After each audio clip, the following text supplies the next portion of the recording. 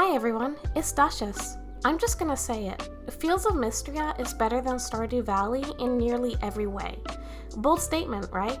If you're watching this, I'm guessing you're a Stardew Valley fan and curious about what Fields of Mistria even is, so let me give you a quick rundown. Fields of Mistria is a charming farming simulation game developed and published by NPC Studio, released in early access on Steam on August 5, 2024. Set in the cozy town of Mistria, which is rebuilding after a devastating earthquake, the game combines personal farming with a larger community restoration effort.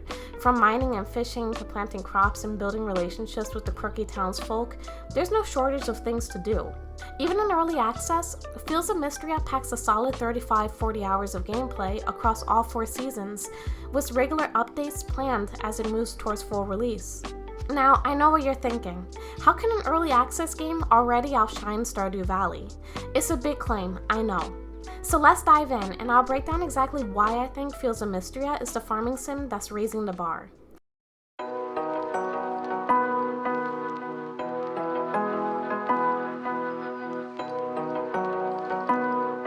Farming sims are kind of my thing.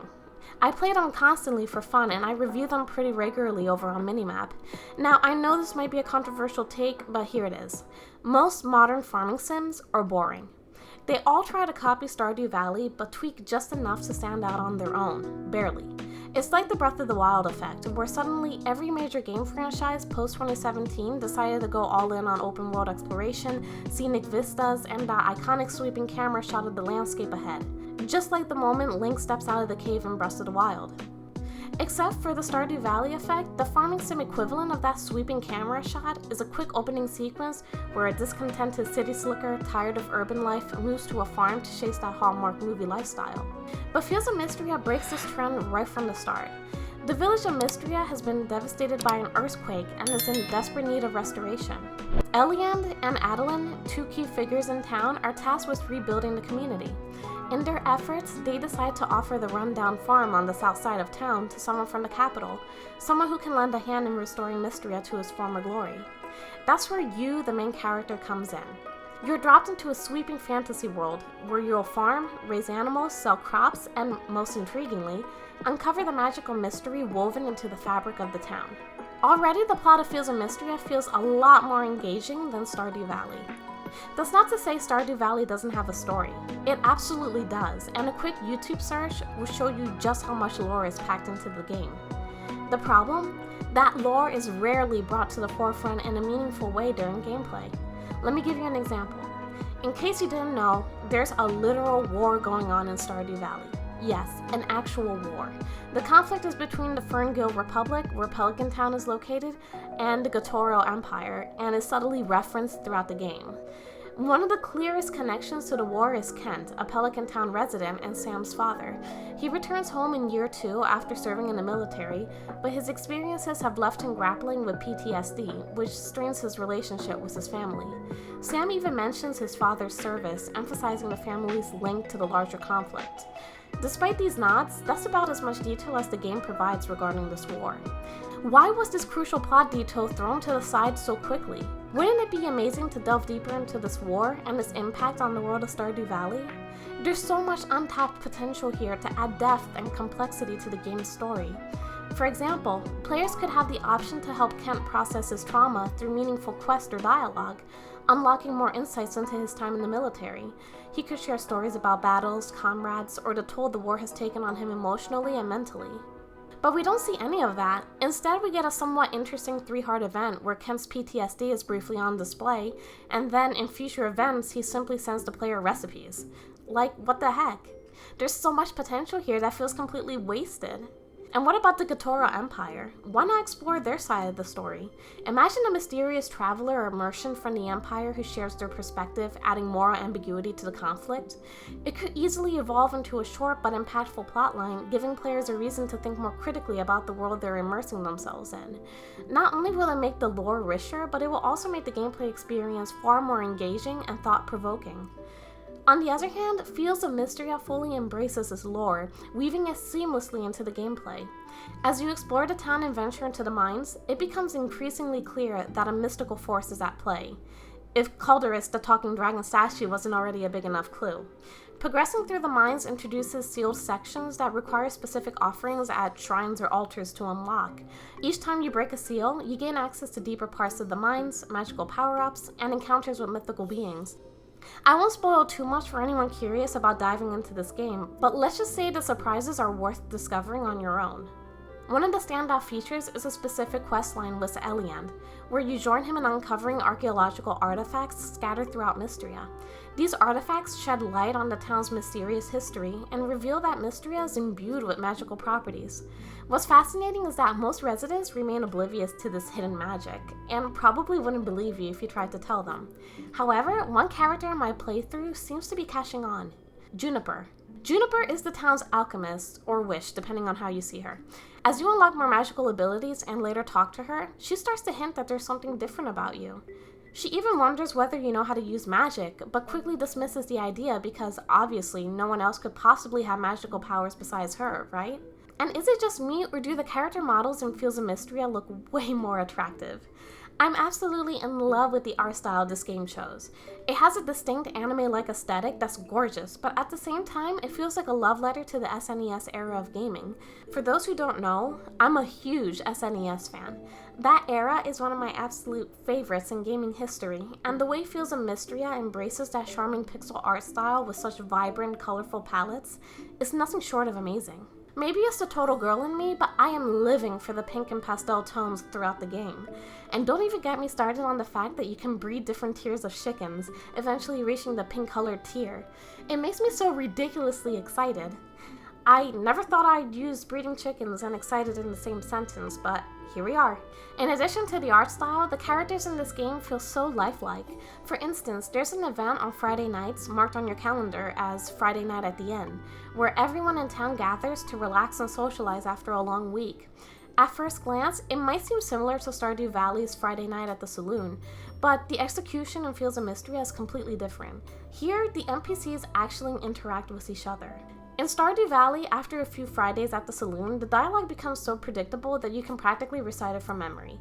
By your first fall season, it's clear that there's no new dialogue at these gatherings, and the characters don't interact with each other in meaningful ways. Everything starts to feel static and repetitive. But in Fields of Mistria, there's a whole storyline unfolding.